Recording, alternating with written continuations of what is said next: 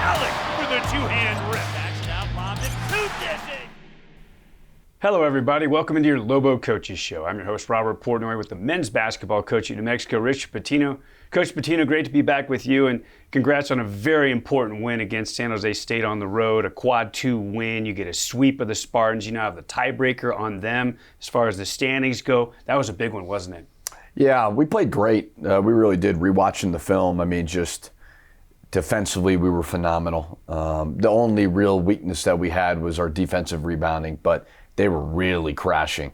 But I just thought overall, having Jalen back, we felt more like the team that we've been. I mean, the team when we're healthy is 20-5. I know our record's 20-7. I understand that, but we're pretty good when we got all the pieces. And it was just a great response by everybody, and the effort, the intensity, the energy was terrific. Coach mentioned the rebounding, but they only shoot 31%. There are a lot of rebounds to get, Coach. Yeah, I mean, so you can't get too mad at them. And, they were really, really crashing because they thought that was the advantage there. And they've got some big guys, and Down Sebastian is a big body. But really, really pleased with the defense. I thought that was one of our better collective defensive games of the year. Coach mentioned Sebastian Forsling's injury. It occurred during shoot-around earlier in the day. I was thinking back to earlier this season when a similar scenario played out with Emmanuel Quach. How did the team handle it this go-round? Yeah, I mean, way more emotional with Emmanuel Quach's situation, because that happened in warm-ups, and it was just one of those things where we knew he'd be done for the season, surgery, and so on. So Sebastian probably will miss the rest of the regular season, but hopeful that he comes back for the conference tournament and postseason, hopefully, and beyond. But that was a little bit different. It was one of those what just happened type of moments where Emans was certainly way more emotional. Okay, Coach talked about how big San Jose State is, but it didn't seem to bother Morris Udeze. He had one of his best games of the year. He was great, and we were passing the ball to him. I mean, it's amazing when we get a little bit of ball movement and find whoever it may be. Like, I know Maschenhaus, or certainly the all-conference guards, which they deserve to be, but we got to be able to throw the ball down low, and we got to be able to share it. And I thought just overall the offensive intelligence in the game plan was really, really good. And credit to the guards, credit to everybody for finding Morris in the right spots and then him finishing. Getting the ball down to the bigs is not a given, and certainly another thing where Jalen House makes such a difference for you. He only had 9 field goal attempts combined over the previous 2 games. You guys really made it a point of emphasis in this one. Well, again, it's when you take one of the best guards in the country off your team, you're not going to be as good. It's an amazing concept. But not only that, Donovan's not there from the perimeter as it pertains to shooting. So, and he'll get better for sure. But now teams are sagging off of him. There's a lot that's been made of, you guys don't shoot a lot of threes. Well, part of that is because we play 2 bigs together. Normally teams have 4 guys on the court that can hit threes at all time. We don't have that. José can hit a 3 certainly. But now when you take Jalen out of the lineup, you put a freshman in, and then you've got Josiah in there, it's hard. The floor is not spaced as properly, and it's easier to take a Morris out of the game. And certainly he did that. They did that. So a more complete team all around is harder to guard for sure. Yet another one. Terrific performance from Jamal Mashburn Jr. His consistency, Coach, has just been remarkable, hasn't it? It has. When he has an off shooting night or misses a mid-range shot, you're surprised. You're disappointed, like what happened on that one. I thought that game was one of the best games he's had all year because he didn't take any bad shots. He's had a tendency at times to take a couple bad shots, but we want him to be aggressive because he's such a good scorer. But overall, he had a great assist to Morris, had a great backdoor pass, and he was defensively really, really locked in. Okay, the first game we're going to break down is the Lobos' loss at home to Wyoming. They came out and punched you in the mouth early. You got right back in it and actually got a 2-point lead, but from there, that one got away from you. Yeah, I just think the energy overall was not great. I think a little bit of it was no Jalen. I think there might have been a little bit of a hangover, like, is the season over? Has everybody given up on us? And I tried to say, no, they haven't. It's not over. It's just we're going through this stretch at a tough time. We'll get Jalen back at some point. But it was one of the first games that we had that was hard to score. And we have scored the ball very, very well. we cut it. We came back, and then Ducell hit a bunch of crazy threes, and felt like they kind of broke our spirit a little bit. Okay, when we come back on the other side, we break down the tape. The Lobos and the Wyoming Cowboys in the pit next. Welcome back on your Lobo Coaches Show. I'm Robert Portnoy with the men's basketball coach at New Mexico, Richard Pitino. Coach, so you have Wyoming at home, and this is that stretch where you're playing without Jalen House. As you tried to adjust and improve going from Air Force to Wyoming without House, what were the conversations like? Well, I mean, there's not much you can really say. I mean, we want him to be healthy and pain-free, but, you know, when you have somewhat of limited options right now on the bench, some of that is building a program. You know, obviously we're although our record indicates we're ahead of schedule in a big way. I mean, obviously first 20-win season since 2014, amazing, and we've done some unbelievable things. We're still not where we need to be from a depth and being old standpoint. So there's not a whole lot you can really do. You know, I mean, we're redshirting Quentin, we're redshirting Braden. We've got kind of a limited bench as it pertains to it. So you got to go with Donovan Dent. You got to go with KJ. You got to give those guys an opportunity. And then you also need to find a way to get Jalen House back. But that's his decision. You know, I stay out of all those conversations. I would never want anything to happen where we force him back, then he gets re-injured. Like, I don't want to do any of that. So Ben Fell's our trainer. Jalen communicate. They let me know. Okay, so the Lobos host Wyoming in the pit. Let's take a look at the highlights with Coach Pitino. So they got off to a really good start in this one, Wyoming did, Coach. Yeah, you know, and again, it was one of the rare games for us in conference where we struggled to score the ball. Just a bad turnover by Morris there. You know, but we just had guys, we were not in rhythm. It just felt like a totally different team. And that happens when you take somebody who's so important. You know, I thought Mash really forced a lot because he was trying to make up for Jalen's 18.5 points per game in conference. One thing that was different about this matchup from the first time you played him in Wyoming is they didn't have Hunter Thompson, their pick and pop big, and he was really good in the first half of this one. Well, and he's a 6-year senior. I mean, he has been there for a long time. He's a good player. Hunter Maldonado's been there for a long time. That's the hard part about when you take over a program and you really have to reset. That's what we did. We didn't inherit these older guys that some of these programs in our conference did, so it just takes time. This was a really good execution where they were going under all those ball screens, and Donovan was confident in getting to the floater. Odin's a good player. You know, that was something where we needed to chase him out on that down screen. We didn't do a good job of it. We needed to be quicker to Thompson on those threes. You know, I thought that also zapped our spirit. Something you talked about as we were getting into this game, Xavier Ducell, he started to get a rhythm, and then it was heat check after heat check, and it seemed like he got deeper and deeper with every attempt. He hit 3 tough shots, give him credit. You saw right there we had Javante at the 4, and he was able to hit a 3. The spacing is different there. And that's why one less guard takes you out of the opportunity to do that, which is hard. You're still within striking distance, you know, at the start of the second half. But then Wyoming, here's where Ducell started to go off. Yeah, I mean, I thought it just kind of zapped everybody's spirit. I mean, he's shooting from the logo right there. And, you know, our guys were just like, geez, this isn't our night, you know, and we needed to do a better job of just taking away the attempt and having a game feel. You know, just putting your hand up isn't enough. You got to make them dribble. What did they do to make it so difficult for you to score in this one? You talked about that this was one where you really struggled to find offense. They didn't guard Josiah and they didn't guard Donovan. And you're put in a position where you've got 2 guys who are not huge three-point threats. I mean, obviously Josiah hitting that was huge. But it just, the court felt very, very small for certain guys out there. And one of the things that we talked about early on with regard to not having House on the floor makes it even harder to have the spacing necessary and the passing ability throughout the backcourt to get Morris Udeze those touches where he likes to get the ball. Yeah, no, we were easy to guard. You know, we cut it to 9, but just we just you know, little things like that. We got to be better at getting that rebound, guarding the back cut. We just felt like a new team, and it's hard to do that on the fly. Nice to see Barim Masek get some minutes here at the end of the game, and obviously the more quality minutes that he can give you off the bench, the deeper that you get in terms of your rotation, that's going to help. You got to, you're looking at March and tournament time, and you're playing 3-4 games in a row. The more guys that you have confidence in, the better.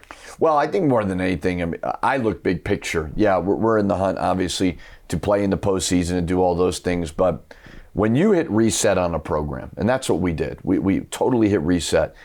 You've got to build from the ground up, and you got to have guys, young guys like Barima, Sebastian, Quentin, Braden, who grow through your program. It can't be all transfers all the time, but you can't do that when you only have a certain number of guys who've played college basketball for a long time. So in those opportunities where Barima gets a look, it's good for him, and it's going to pay dividends down the road.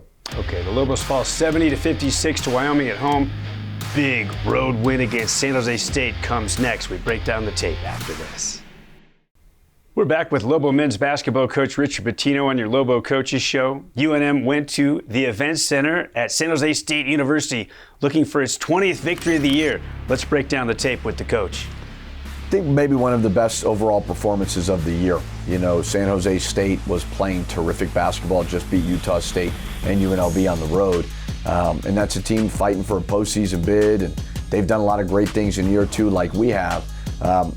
Pretty simple. Jalen House comes back. We're more of a complete team, and we played probably one of our best games of the year. Gorgeous spin dribble and layup there for House. And it just felt like everybody was more comfortable. KJ off the inbound, going baseline, a little floater. Like you mentioned it after the game. You put people back in their proper roles, and everything just seemed to flow. Yeah, and it's not that they can't play different roles as their career goes on, but it's just when you've been doing the same thing for the last 4 or 5 months, and all of a sudden all that stuff changes, you're going to look like a different team. We just felt back to ourselves, and we were terrific. We really were, and we had amazing energy from start to finish. And this is the guy that provides a lot of energy, Coach. And when you see him doing this, getting a steal, getting a run out, that's signature stuff. That was a little scary moment there for just a second. He came up just a little bit gimpy. Thank goodness he's fine. Yeah, no, he likes to sell some of his injuries too, so I knew he'd be fine. But he played with amazing energy, and just some of those steals that he had, we just obviously were lacking the last 2 games. Oh, a handful of them. Literally, he had 5 steals in this game. I know my partner, Hunter Green's been tracking it all year. Before this one's over, he just might have the single-season steals record. We did an amazing job, too, of attacking that 1-3-1 zone. We had 9 points in 3 possessions versus it. Did a great job of hitting the baseline, kicking it out. That's what you got to do. You want to get teams out of zones. You confidently attack it like we did. And when you attack, you draw an extra defender, you get somebody diving to the rim. That's what ends up happening. Morris Udeze was absolutely spectacular in this one, Coach. He was great, and credit to our guys for finding him. And I thought overall, because a lot of teams don't do this to San Jose State, they've been competitive in every game. So to be able to come on the road like this and just play such good basketball was really fun to see. Audacious, I thought, given the tape, right, from the last couple of games where they're throwing double and triple teams at Mo and keeping him from getting touches and shutting him down offensively. Granted, you don't have House on the floor in those games, but they went one-on-one against Mo. Even with a 7-footer, a shot blocker like Diallo, he got his job done. I mean, he was incredible. Well, like you said, it's pretty simple. You put Jalen House back in the lineup, and that's another threat, and that becomes concerning to trap on, so that really helps when you have a 18.5 point per game guy in conference back in the lineup. When you're 6'8", giving away the height that he does to a 7-footer like Diallo, why is he so good? Nice shot block there by Barima Sek. I think we'll see another one coming up from Udeze himself, but why is Mo able to get his shot off against a guy like that? I thought Mo did a really good job of just being physical through their wall-ups, and he just made some good moves. It was they were playing good defense. It wasn't like we were getting easy looks. He was just one-on-one, and he made him pay. When House is hitting pull-up 3 balls, things are going really well. And what a great find there by Javante Johnson on the cut. Mashburn Jr. with the layup. Yeah, we were good at, they were trying to heat us up, and disrupt us. And we got a couple of back cuts. That was obviously a good conversion right there. That was a ridiculous pass. But then a good effort to get on the floor, and Javante with a good finish. I don't think people understand. This is a very good San Jose State team. You guys really blew them out twice this year. To be up 30 in their building, that's remarkable. Yeah, and just as history is a judge, we haven't been real good in that building. So it was a great bounce back performance. Like I said, we're putting guys back in their natural roles that they've been comfortable with all year. Great pass by Donovan Dent to José diving. Talking about having trouble in that building, the Lobos had a 3-game skid in this building against San Jose State, and it had been 5 years since you won in this building. And there's what the great ball movement leads to, is open looks.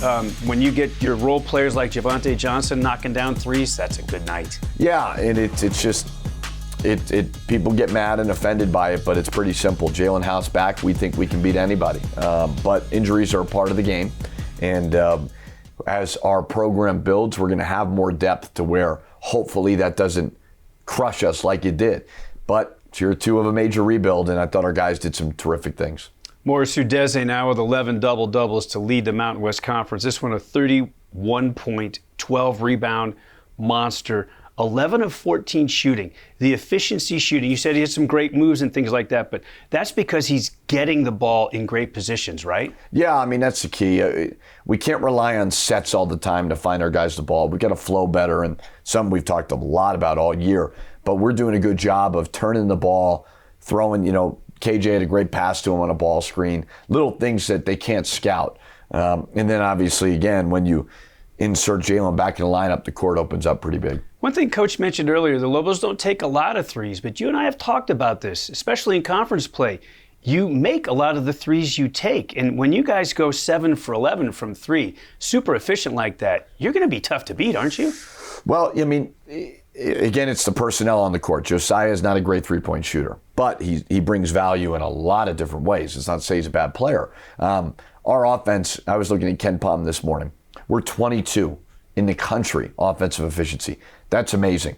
With how much we've grown and gotten better, it's really good. So our offense has been great.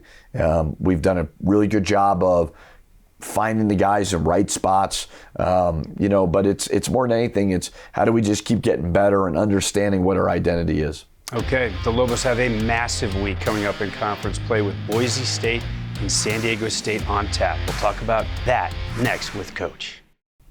We're back to close out this edition of your Lobo Coaches Show. I'm your host, Robert Portnoy, with the men's basketball coach at New Mexico, Richard Pitino. Put a ribbon on the San Jose State performance. You said one of your team's best of the year, and how important that was to get back on track. It's important to get healthy. That obviously helped. But to be able to play a complete game like that where the offense was clicking, the defense was terrific. The only real thing that you look back and say, oh, this needs to be better, was the defensive rebounding. But overall, the spirit, the energy, the life was a lot of fun to see. Okay, the Lobos played a barn burner in the pit against Boise State. Reflect on that one for a moment, Coach. An OT win on a buzzer beater, a beautiful play that you ran off the inbounds. That was something. It was a great game to be a part of.